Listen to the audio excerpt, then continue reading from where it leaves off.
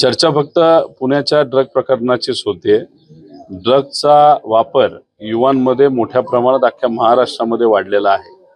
झालंय असं आहे की देवेंद्र फडणवीस साहेब कुटुंब फोडण्यात, पक्ष फोडण्यात इतके व्यस्त झालेले आहेत की त्यांना होम मिनिस्टर आपण आहोत हे कुठेतरी त्यांना आठवत नाही, तर ते विसरलेले आहेत। त्याच्याच बरोबर महायुतीच्या सर्व नेत्यांनी, पक्षांनी गुंडांचा वापर इलेक्शनमध्ये खूप मोठ्या प्रमाणात केला, त्याचे पुरावे आम्ही दिलेले आहेत। त्यामुळे गुंडांना नाही तर ड्रग रॅकेट चालवणाऱ्या मोठ्या मोठ्या लोकांना असं कुठेतरी वाटतं की भाजप हे आपलं जे सरकार आहे ते आपलं स्वतःचं सरकार आहे। सामान्य लोक राहिले बाजूला आणि गुंडच मस्तीत तिथं वावरायला लागलेत। आणि म्हणून गेल्या काही महिन्यांमध्ये आपण जर बघितलं, ड्रग्स, कोयता गँग, अजून रेप, अधिकाऱ्यांना मारणं असेल, पत्रकारांना मारणं असेल, या सगळ्या गोष्टी मोठ्या प्रमाणात आपल्या या राज्यामध्ये वाढलेले आहेत आणि हे लोकांना आवडत नाहीत। याचं उत्तर लोकच लोकशाहीच्या माध्यमातून विधानसभेमध्ये देतील। आणि हे झोपलेलं जे सरकार आहे, नाही तर झोपेचं सोंग घेतलेलं जे सरकार आहे, नाही तर मस्तीत धुंद झालेलं जे सरकार आहे, याला नक्कीच एक योग्य असं उत्तर देतील। पण युवांनी सुद्धा या बाबतीतली काळजी कुठेतरी घेतली पाहिजे। जाऊ दे ना, महायुतीमध्ये 200 जागा बीजेपीच घेणार आहे आणि बाकी 88 ज्या जागा असतील त्याच्यामध्ये शिंदे गट असेल, अजितांचा गट असेल, अजून इतर पक्ष असतील। म्हणजे असंही म्हणलं जातं की अजितदादाच्या गटाला 20-22 जागा मिळतील आणि शिंदे गटाला कुठेतरी 30-35-40च्या आसपास मिळू शकतात आणि राहिलेले जे असतील ते त्यांचे मित्र पक्ष जे असतील। पण भाजप काहीही झालं, किती कुणी डोकं फोडलं, तर 200 जागेच्या खाली काही लढणार नाही, एवढा तरी अंदाज आम्हा सगळ्यांना आलेला आहे। आता त्यांनी ती शपथ घेऊन जे इथं असणारे पूर्वीचे खासदार आहेत त्यांना एक कुठेतरी उत्तर दिलेलं आहे। अशा पद्धतीने भाषेवर, बोलण्याच्या पद्धतीवर, शिक्षणावर कुणी कोणाला हिणू नये, कामावर हिणवलं पाहिजे। आणि लंकेंनी जर तुम्ही बघितलं तर कोरोनाच्या काळामध्ये चांगलं काम केलं होतं आणि मग लोकांनी सुद्धा निवडणुकीमध्ये शिक्षकाच्या एका मुलाला आता खासदार बनवलेलं आहे।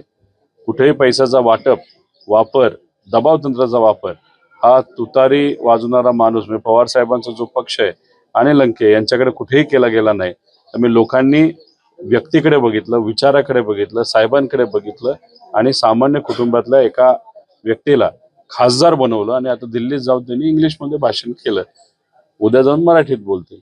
आमची अपेक्षा होती की या अधिवेशनामध्ये म्हणजे पार्लमेंटमध्ये आता जे चाललंय तिथं 50% पुढे आरक्षण घेऊन जाऊन मराठा समाजाला आरक्षण तिथं केंद्र सरकारच्या मदतीने हे दिलंच गेलं पाहिजे, घटना दुरुस्ती करून मगच ते कोर्टात टिकू शकतं।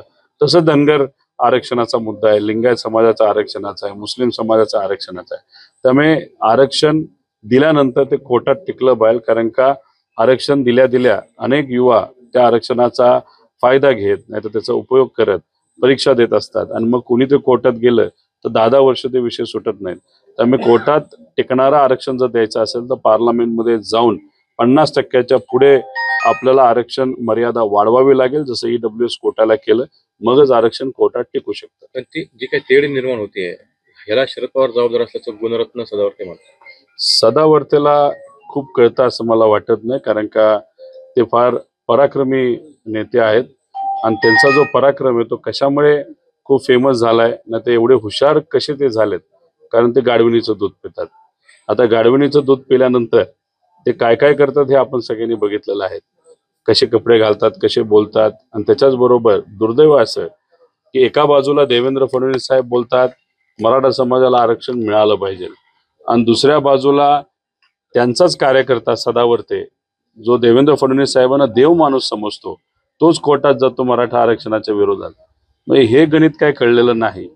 तसंच तुम्ही जर बघितलं, देवेंद्र फडणवीस साहेबांचा दुसरा कार्यकर्ता कोर्टात कशासाठी गेलाय, तर ओबीसी समाजाचं राजकीय आरक्षण अडकावं नाही तर थांबवावं म्हणून। देवेंद्र फडणवीस साहेब म्हणजे त्यांचे दाखवण्याचे दात वेगळे आणि खाण्याचे वेगळे असं कुठेतरी आपल्याला म्हणावं लागेल। कार्यकर्त्यांचा उपयोग ते कुठेतरी कन्फ्युजन नाही तर संभ्रम समाजामध्ये निर्माण करण्याचा प्रयत्न करत आहेत। ओबीसी राजकीय आरक्षणाचा मुद्दा हा मी जो इथं बोलत आहे तो मी बोललेलो नाही, तर स्वतः भुजबळ साहेबांनी हा मुद्दा नाही तर देवेंद्र फडणवीस साहेब नाही तर त्यांच्या कार्यकर्त्यांवर केलेला आरोप आहे। त्यामुळे त्या बाबतीत तिथं जाऊन तुम्ही चर्चा करावी। आणि काल साहेबांनी जो संदेश दिला अतिशय महत्वाचा आहे। आमचं मत एवढंच आहे की पक्षाच्या विरोधात, साहेबांच्या विरोधात आणि सामान्य लोकांच्या विरोधात ज्या आमदारांनी काम केलेलं आहे, नाहीतर स्वार्थी राजकारण ज्यांनी केलेलं आहे त्यांचा विचार करू नये. पण जे काहीतरी वेगळ्या अडचणीत असतील, त्यांना उगाचच कुठंतरी आम्ही अडकू आणि ही धमकी देऊन पलीकडे घेऊन गेले असतील आणि स्वभावाली आणि लोकांच्या हितासाठी काम करणारे कार्यकर्ते असतील, नाही तर आमदार असतील, अशा लोकांना परत घ्यायला काय हरकत नाही. पण जिथं कुठं एखादा व्यक्ती घेतला जात असेल तर निष्ठेचा पण विचार हा केला पाहिजे. ते पवारसाहेब 100% करतील. महायुतीमध्ये आपण जर बघितलं तर कोण कोणाचं आहे, कोण कुठल्या पक्षातून उभा आहे त्यांनाच खरं तर कुठं कळत नाहीये. त्यामुळे त्यांच्यामध्ये संभ्रम खूप मोठ्या प्रमाणात आहे. त्यामुळे आम्हाला विश्वास आहे की खऱ्या अर्थाने शिक्षकाचं जे लोक काम करू शकतात असेच लोक आपल्या विचाराचे निवडून येतील, एवढा तरी विश्वास आमच्या सगळ्यांच्या मनामध्ये आहे. त्या निवडणुकीमध्ये जर बघितलं तर अगदी साड्या आणि नथ वाटल्याचे प्रकार जे आहेत ते समोर आले. त्यांच्याकडे पैसा आहे, पैशाचा वापर त्यांनी लोकसभेसाठी सुद्धा केला, गुंडांचा वापर केला, सत्तेत जे लोक आहेत त्यांनी. आणि आता मग शिक्षक मतदारसंघाची निवडणूक लागलेली आहे आणि तिथं आता नथी दिल्या जातात, साड्या दिल्या जातात. म्हणजे मला खरं तर कळत नाही, म्हणजे तुम्ही सत्तेत आहात, सत्तेत असताना सामान्य लोकांच्या हिताची कामं जर तुम्ही केली असती, शेतकऱ्याला युवांना न्याय दिला असता, तर ते त्यांच्या हिमतीवर त्यांच्या कमाईतून आईला, पत्नीला, बहिणीला नथ घेऊ शकले असते, साडी घेऊ शकले आणि अनेक घेऊ शकले असते. आता या इलेक्शनला तुम्ही फक्त याचा वापर करता, पैशाचा आणि दबाव तंत्राचा, आणि सामान्य लोकांच्या प्रश्नाला बाजूला ठेवता. म्हणजे हे सत्तेत असणारे जे लोक आहेत त्यांना कशाचं पडलं तर फक्त पद, सत्ता आणि पैसा, बाकी त्यांना काही पडलेलं नाही. त्यामुळे लोकसभेमध्ये लोकांनी दाखवून दिलं, ज्या लोकांनी पैशाचा वापर केला, दबाव तंत्राचा वापर केला, सत्तेचा वापर केला, त्यांना लोकांनी बाजूला सारलं आणि चांगल्या विचाराच्या लोकांना पुढे आणलं. तसंच या इलेक्शनमध्ये सुद्धा होईल. एबीपी माझा, उघडा डोळे बघा नीट.